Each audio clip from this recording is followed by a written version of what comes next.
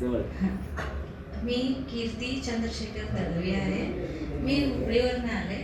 मला रेखीबद्दल फार तर माहीतच नव्हतं, पूर्णच माहीत नव्हतं. तेव्हा जयंत चव्हाण आणि सुगंधा चव्हाण यांच्याकडे माझी बहीण आणि भाऊजी येते. मग त्यांच्याकडे आल्यावर त्यांनी शिकलेले, मग मुलाला शिकव असं सजेस्ट केले. मग त्यामुळे मी त्याला शिकवले. त्यानं ते शिकताना ते सगळं मी बघितले, मला पण शिकावंसं वाटलं. मग मी शिकत गेले.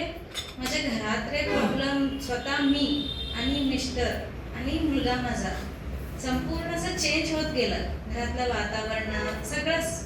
आणि आमचे सासरे नाही आहेत तर सासू आहेत, त्यांनी असं वेगळं वागायला लागले आता माझ्याबरोबर. म्हणजे चांगले आहेत पण वागणं त्यांचं फारसं मी बघितलेच नाही तसं. त्यांनी परवा म्हटले मला असं स्वामी समर्थांचं तारक मंत्र म्हणावं आणि वेगळंच त्यांचं भावना पण आणि गोष्टी शब्द सगळे वेगळेच होते.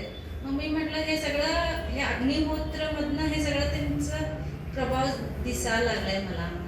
आणि मी जेव्हा रेखी शिकायला लागले मनापासून फार होतं शिकावं. खरं कसं होतं, मला टाईम सेट नव्हतं आणि अचानक मला बोलवणं आलं की तू ये. मग मी आले. फर्स्ट सेकंड थर्ड केले. हे परवा ग्रँड मास्टरचं होतं ना, तेव्हा बस बंद होते असं तसं म्हटलं. मग मनातनं एक इच्छा होती की मी हे शिकतो आणि गुरुजीकडनं ते मला मिळतंय. मग फार होतं पण मी शिकायला लागले. जसं जसं शिकायला लागले तसं तसं मनातले भाव आणि मी किती असं चिडचिड करणार, पूर्णपणे शांत, एकदम शांत. तुम्ही कुठल्याच गोष्टी सांगा मला काही इफेक्ट होत नाही. मी ऐकते मग त्याच्यावर विचार करते. असं नाही की सांगितलं की मला सांगितलं की मी एकदम चिडत होते. आता कसली गोष्टीच नाही आहे. तुम्ही पाहिजे ते गोष्ट सांगा, मी आराम आणि शांत मनानं विचार करतो. मला ऐकतो मग त्याच्यावर काय करायचं ह्या गोष्टीची विचार करतो. आणि घरात पण सगळंच मुलगा सगळंच चेंज होत गेलं.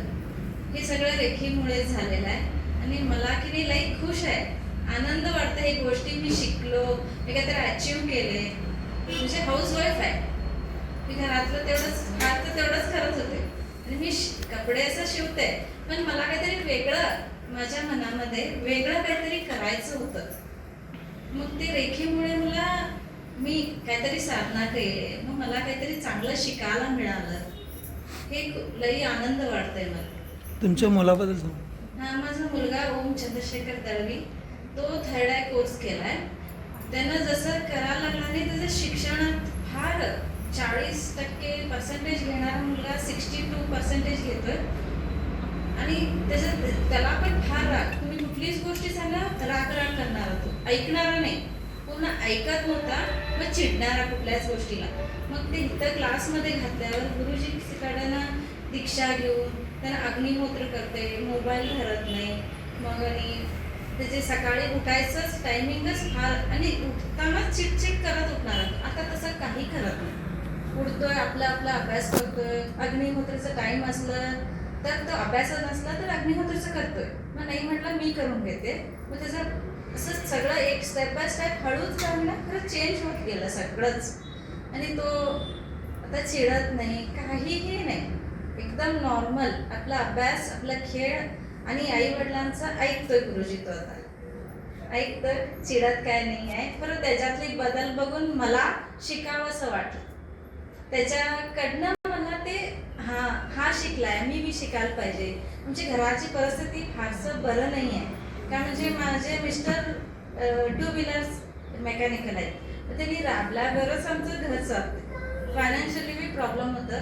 पण जसं मी हे शिकतो म्हटलं की नाही, माझं फायनान्शियली प्रॉब्लेम हळूहळू चेंज होत गेलं. असं एकदमच मिडल क्लास फॅमिली आहे असं काय नाही. दुसऱ्याकडनं पण फायनान्शियली आमचं काहीच नाही. त्यांनी राबले तेव्हाच माझं घर चालतंय. आणि मी थोडंफार कपड्याशिवाय त्यांना हातभर हे करतो. पण तसं हे फर्स्ट सेकंड शिकायचं फायनान्शियली हळूहळू एकदम हळू पण चेंज होत गेलं. आणि मिस्टर मला जा म्हणतात हे शिकायला, हे मला माहीत नव्हतं. जेव्हा आमचे भाऊजी सांगितले तेव्हा हां ठीक आहे तू शिक, तू ते शिकतो म्हणालीस नाही, मनापासून शिकू नये. त्यांनी मला फार सपोर्ट केला. अजून पण आता गेलीस काय तू क्लासला म्हणून मी फोन केलो नव्हतो तुला. नाही मी आत्ता चालले म्हटले. त्यांनी पण खुश आहेत की माझी बायको काहीतरी शिकते, चेंज व्हायला आमच्या घरात. एवढंच मला अनुभव असलेलं मी सांगितलं. थँक्यू.